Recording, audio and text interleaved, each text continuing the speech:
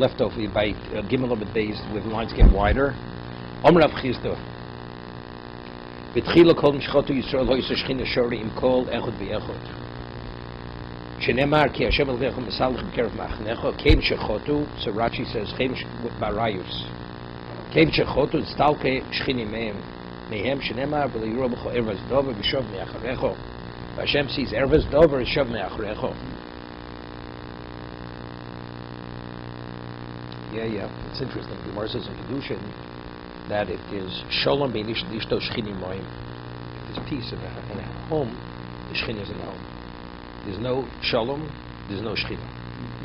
The shchina is not there because the ish the isha. The yud ish is the yud and the isha is the hey. That's the differentiation between ish and isha. So it's yud k. So if there's shalom beinayim, that's ish and isha. But if you take the yud and the hey out, but you're left with ish. It's fire. So over there's no shalom. So over there, it's interesting. So if there's erva in the house, it's not good. Also, the shechina is not there. Mm-hmm. So it could be goes hand in hand because ultimately it said before that a woman who doesn't behave properly sexually, what happens? She doesn't take care of the house. So the whole house collapses. So I'm just saying, could be the collapsing is not only because she's not attending to the needs of the house, because for a house to hold together, you need tremendous siyata d'shmaya. Because she's acting irresponsibly in this area, therefore it collapses. Okay? But I don't think that's the pshat, because it says that all we discuss only has to do with the man, the woman, not the man. So if the man is not acting appropriately, he should say the same thing, right? So you see, but yet it says the house holds together. So you see, it does hold together. Okay?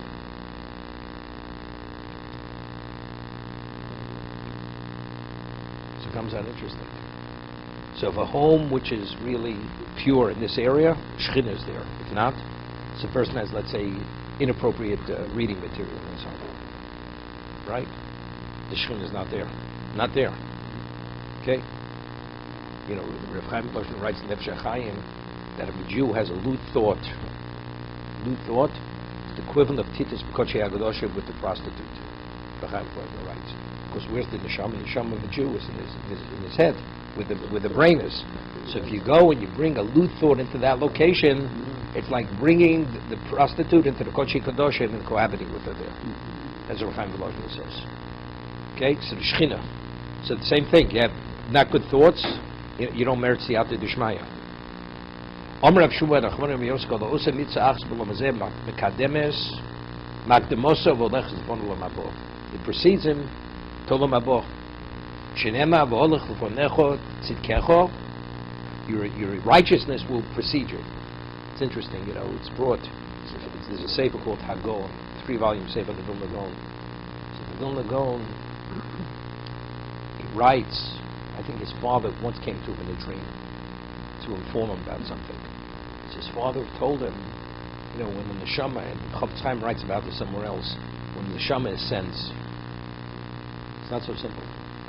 Even if a person is going to merit to arrive in Gan Eden, after he's judged, but when you ascend, you pass many, many levels, and you have many nether forces and angels which are caustic. What protects you? You could be, the neshama could be very seriously harmed or terrified on the way up. On the way up. So if a person has Torah and he has mitzvahs, has Bilas Chasodim, it's like you're like in a tube. You're going straight up a shaft. So whatever's on the outside, you're oblivious to it. But if you don't have that protection, you're exposed to all these forces which are literally could destroy you. By the time you get to the top. Yeah, there's nothing left. You're torn apart by the time you arrive on top. Okay? So he says the same thing on the way down. For a neshama to come into this world, to inform somebody about something, it's not simple. It's not simple for the neshama. This is what the Vilna Gaon's father explained to him. For me to come here to this, there's a risk factor, because the neshama could be damaged on the way down. So okay. So I'm saying, what's the whole idea of your tzidkus preceding you? When the tzidkus goes before you, it protects you. It clears the path. That when you go up, what happens if you don't have the tzidkus to go before you, your righteousness? So you're going through a minefield on the way up. Okay?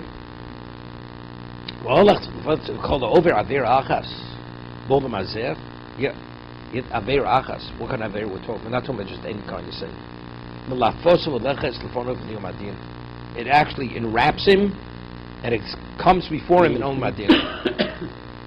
What's the Vayeira achas? What is it? No, it must be something like sexual impropriety.